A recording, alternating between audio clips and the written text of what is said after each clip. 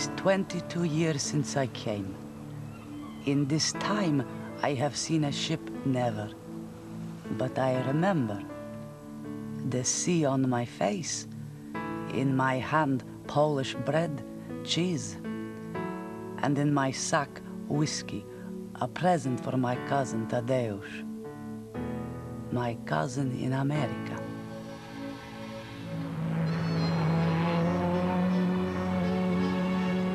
Between 1900 and 1917, 8 million immigrants crossed the Atlantic to start a new life in America. In this new world, it was said, there was a chance for everyone to succeed, to prosper, to live the American dream. But how far could America fulfill such expectations?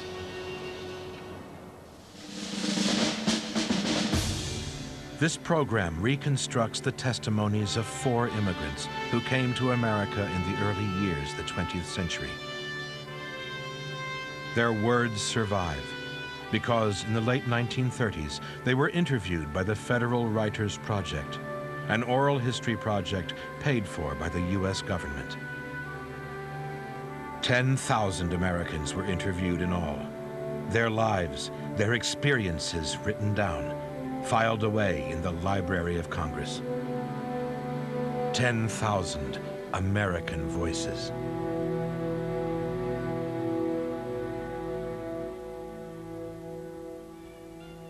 You like to see pictures of old country? Yes? This my father, mother. What color dress is dark, very dark. One day I am with my mother. We get letter from America, from Tadeusz.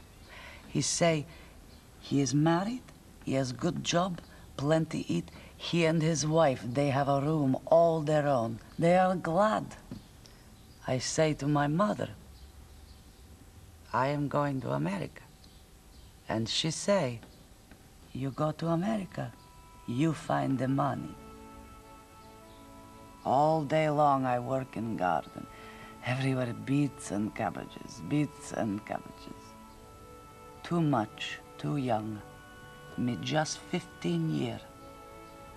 But me get money. Me come to America.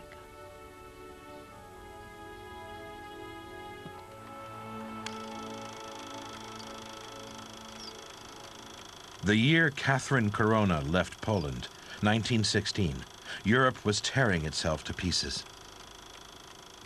The old empires of Britain, Germany, France, Russia, bogged down in a mutual slaughter of the First World War.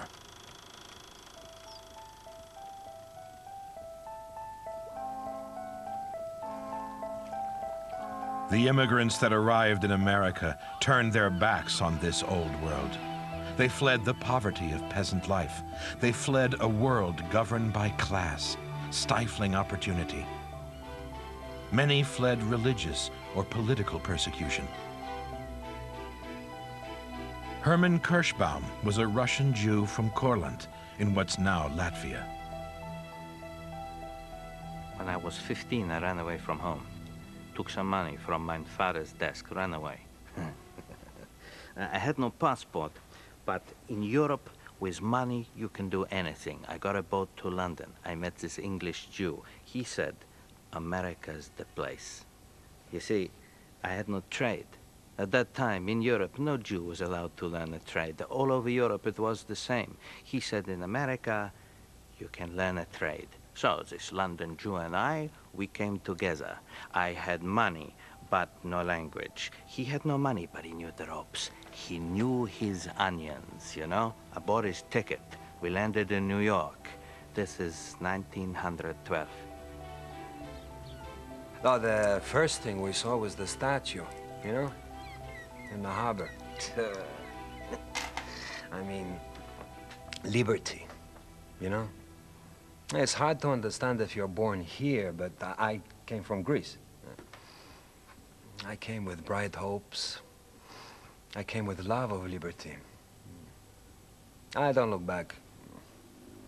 What did Greece give to me? Nothing. What did America give to me? Puh, everything.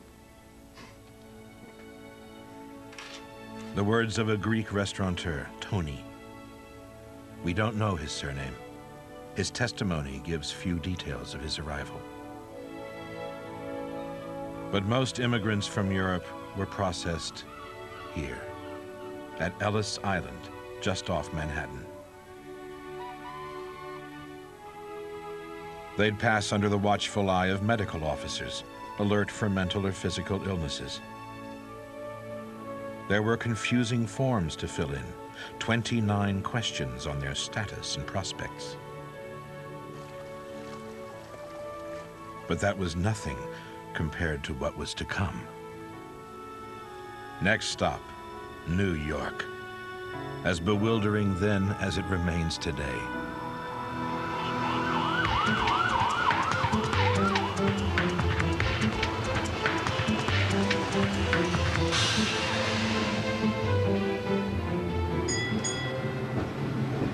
Miguel Santos, an optician from Cuba, saw New York first in 1904.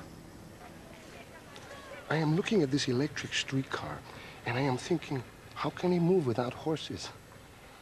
I go to the museums, I go to the aquarium, I hear Caruso sing at the Grand Opera. I see so many things. The Flatiron Building, and the Brooklyn Bridge, and the subway, and down at City Hall, the rush hour. One thing I do not like is I cannot sleep because of the sound of the elevators. The noise, always the noise. You get used to it.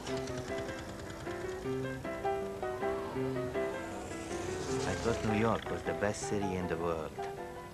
I still do. I walked into this restaurant on Rivington Street. It's on the corner of Eldridge. I remember it as well as yesterday. I should drop down dead if I didn't, for 15 cents, buy a 4 or 5 course meal. I had soup, a big meat order, and good.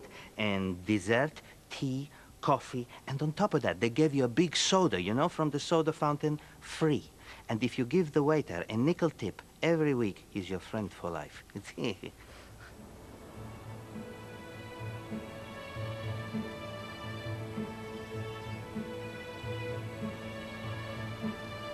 So what was this place, America, to which they'd come?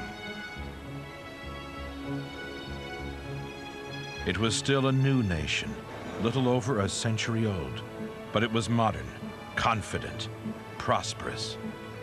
It was rich in raw materials. It exported wheat grown in vast quantities in the Midwest. It exported iron and steel. It invited new immigrants to share in this prosperity, to take a job, to pull your way up in the world. It was just a question of finding your feet.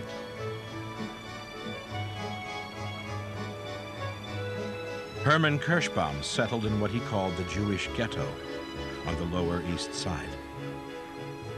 It's around Seward's Park, you know, and a little further down, plenty of Jews there. I thought I'd never seen so many Jews. As a matter of fact, I never had. And friendly. So, anyway, my money runs out. I have to start working. I sold shoelaces for a while. Then I got a chance to learn the fur business. I jumped at it. Within 2 years, I was earning $50 or $60 per week. From shoelaces to $100 per. Pretty good, eh? It went a little to my head. When I came here in my teens, you know, I'm handicapped, not knowing the language. Anyway, I'm working in a hot cleaning parlor. This customer says to me, he says, how would I like to learn the restaurant business? So, that's what I do. And I'm mingling with the customers, and I'm learning, you know. And when the time come to marry, I marry an American girl. I couldn't fall in love with a girl from the old country because she would not be modernized, you know. It's relative, you know. people from my country say I made a success in business. They have envy. Yeah, I believe anyone, you know, using a little common sense, learning from your mistakes, if you have courage and you want to work, this is a country where anyone can make good. A country where anyone can make good. Was it true? In these New York tenements, immigrants lived in cramped conditions. There was hardship here. The archive pictures sometimes gloss over. The files of the Federal Writers Project contain stories of immigrants in sweatshops, dying of dust poisoning in attic rooms. No two experiences were the same.